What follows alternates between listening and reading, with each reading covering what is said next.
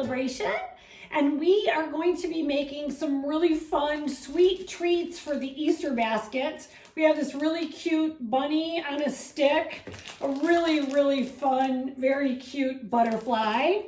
We have several different sizes of flowers that we'll be making, and a carrot, which I think is so fun. I used the cookie cutters that I got from this Easter cookie cutter kit. I used the butterfly, the carrot, and the rabbit from the cookie cutter kit, and then I used the flower cookie cutters that I just got at the store for the flowers. You will need some pound cake, because we'll be making them out of pound cake and then dipping them in candy coating, and some parchment paper, and then something to cut the pound cake in half. Step 1 is cutting the pound cake in half lengthwise, and you want to try and cut it right in the middle so that both halves are equal thickness, or close to equal halves.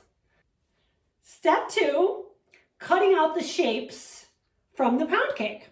And I am going to place them on a baking sheet lined with parchment paper. And then the second half, I am going to use my flower-shaped cookie cutters. Once I have them on my baking sheet lined with parchment paper, I'm going to stick them in the freezer for about 30 minutes. The next step is putting these popsicle sticks into my cold cake bites. I took all of my extra pound cake from my cutouts, put it in my Cuisinart. I'm gonna pulse it a few times till it gets real crumbly. Then I'm gonna take a dollop of vanilla icing and put it in here until it's moist enough to shape into little Easter egg shaped cake pops. We are ready to dip our bunny in our candy coating, and I'm using a wide mouth deep glass so that I can get all the way down with the bunny and all the way back up with no problem. Yeah, so that happened, which happens often. And using these little tools to get it out of the candy coating is very helpful. The problem was I should have left it in the fridge, maybe the freezer, just a little bit longer, and it would have gone down and up quite easily, but all is not lost.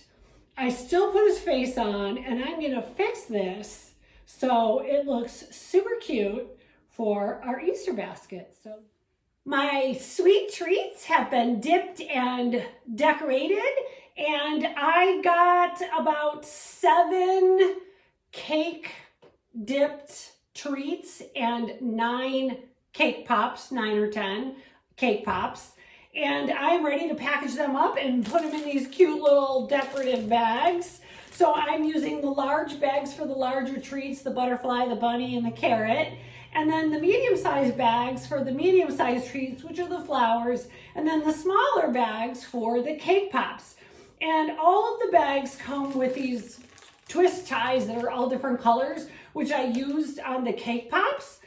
But I am going to use ribbon for the larger ones. And then I printed out these labels on index cards, printable index cards, and then sealed them with this, it's kind of like a curling iron sort of thing, and it seals the plastic, and then I stapled the card right on the package so it looks super cute. I hope you enjoyed the video.